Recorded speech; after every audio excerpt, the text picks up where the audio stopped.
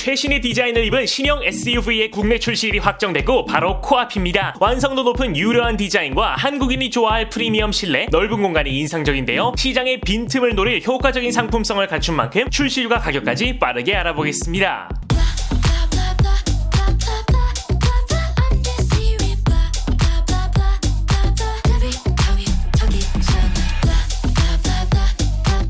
세계적으로 세단의 인기가 줄어들고 SUV가 떠오르면서 다양한 브랜드가 세단 라인업을 축소하거나 단종시키고 있습니다. 당장 현대차 그룹의 많은 세단 모델들부터가 후속작이 불투명하고 독일을 비롯해 많은 미국 브랜드까지 그런 과정에 있습니다. 특히 오늘의 주제 링컨은 모기업 포드와 함께 이미 SUV 전문 브랜드가 됐기에 과거 컨티넨탈 같은 모델은 이미 추억의 모델이 됐는데요. 얼마 전 국내 출시한 노틸러스 이후 오늘의 주제이자 주력 모델 2세대 에비에이터 페이스리프트가 국내 출시를 앞둔 것이죠. 지난 2020년 국내 도입 후 4년 만에 페이스리프트를 맞이했네요. 첫 번째 특징 디자인입니다. 포드 익스플로러와 공유하는 CD6 플랫폼을 사용했지만 더블 위시본 전륜 서스펜션과 에어서스 등 차별화는 확실한데요. 국내에서의 경쟁작 제네시스 GV80보다 13cm 가량 긴 전장 5065mm, 휠베이스 3025mm를 가졌으며 후륜 편향 차량 특유의 긴 후드와 프레스티지 디스턴스가 좋은 비율감을 보여줍니다. 전면부는 완전히 환골 탈퇴됐는데요. 기존의 패밀리 룩 그릴은 비교적 크기가 작았지만 이젠 면적이 2배는 커진 팔각으로 변해 신형 노틸러스나 내비게이터 같은 신형들과 결을 맞췄습니다. 굉장히 스포티해졌는데요. 어댑티브 픽셀 LED 헤드램프의 경우 기존의 다소 뭉툭한 형상을 버리고 그릴과 딱 붙은 날카로운 눈매를 탑재했습니다. 기존 모델의 광원은 헤드램프 속 DRL과 헤드램프 아래 일자 방향 지시 등 그리고 그 아래 범퍼부 안개 등까지 세 부분으로 쪼개졌지만 이젠 신형답게 헤드램프 하나로 모든 기능을 수행하고 있네요. 하키 스틱을 닮은 L자 DRL이 뻗어나가 그릴을 침투하는데 뭔가 현대 삼각대가 떠오른다는 분도 계십니다. 보다 심플해진 범퍼부는 마치 비행기 날개 같은 날카로운 조형을 뽐내죠.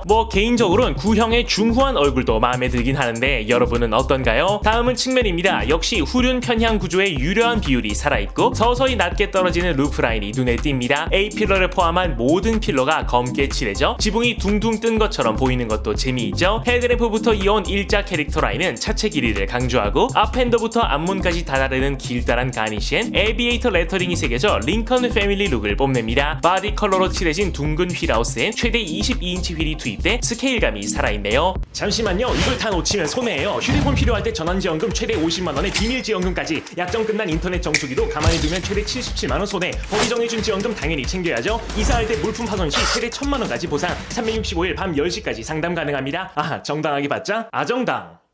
후면에선 와이퍼가 스포일러에 숨겨져 깔끔하며 링컨 레터링 아래로 좌우가 이어진 테일램프가 선명합니다. 좌우가 이어진 건 최신의 맛이지만 방향 지시등 등이 삽입된 흰 부위가 좀 커다란 게 특이한데 이것도 에비에이터만의 맛이라 마음에 드네요. 범퍼부엔 쿼드 머플러가 여전한 존재감을 뽐내죠. 두 번째 실내입니다. 6인승과 7인승을 지원하며 프리미엄 준대형 클래스답게 가죽과 리얼 우드, 금속 등 고급 소재가 가득한데요. 세련된 디자인의 3스포크 스티어링 휠 뒤론 12.4인치 풀 디지털 클러스터가 빛나고 기존 모델의 10.1인치 화면은 이제 13.2인치 와이드 터치 디스플레이와 싱크4 시스템으로 변경됐습니다. 기존 화면은 다소 뜬금없는 정사각형에 가까운 화면이었다면 이번엔 그래도 좀 조화로운 와이드한 디스플레이가 투입됐네요. CD와 연동되는 무선 애플 카플레이, 안드로이드 오토를 지원하며 주차된 상태에서 넷플릭스, 아마존 프라임 등 다양한 OTT를 기본 지원합니다. 화면 하단 베젤에 공조기 컨트롤이 할당됐기에 센터 콘솔의 버튼이 꽤나 삭제됐죠. 기어 노브는 링컨 특유의 피아노 방식이 적용돼 에어벤트 바로 하단에 배치됐습니다. 다이얼 방식이나 컬럼식에 비해 호불호가 좀 갈리는 편인데 여러분은 어때 보이나요? 28개 스피커에 레벨 울티마 3D 오디오 시스템이 탑재된 만큼 멋들어진 금속 커버가 도어 패널에 보이고 여러 조각으로 나뉘어진 듯한 링컨 특유의 시트 디자인도 재미있습니다. 열선 스티어링 휠, 열선 및 통풍 마사지 시트, 버튼식 도어 캐치까지 제공되죠. 2열은 물론 3열까지 차급에 걸맞은 넓은 공간과 USB 단자가 제공되며 거대한 파노라믹 썬루프도 지원하네요. 트렁크는 기본 520리터이며 3열 폴딩 시 1183리터, 2열까지 폴딩 시 2200리터까지 확장되죠. 시트가 풀 플랫 되는 만큼 차박에도 최적화됐습니다. 세 번째 제원입니다. 3리터 V6 트윈 터보 가솔린 엔진이 투입되며 10단 변속기와 함께 400마력과 57.7kgm의 토크를 발휘합니다. 제로백은 5.5초 수준이며 풀타임 사륜구동과 에어 글라이드 에어 서스펜션이 기본이죠. 파워트레인의 변화는 없었기에 현행 모델 기준 8.1km/L 연비는 유지될 것으로 보이네요. 어댑티브 크루즈 컨트롤, 충돌 회피 조향 보조, 후방 제동 보조 등도 제공되죠. 고속도로에서 크루즈 컨트롤 시 핸들 조작을 보조하는 기술인 블루 크루즈 기능이 전 트림 기본으로 추가됐습니다. 마지막 출시일 가격입니다. 이르면 올해 9월 말에서 10월 중 국내 출시를 앞뒀으며 일부 딜러사에선 이미 비공식 사전 계약을 진행 중입니다. 기존 제트 패키지 트림은 제거돼 이제 리저브 트림과 블랙 레이블 트림으로 운영되며 현행 모델이 9,285만원 시작인 만큼 9천만원 중후반의 가격을 예상하는 분위기이죠. 비슷한 성능의 벤츠 GLE 450, BMW X540i보다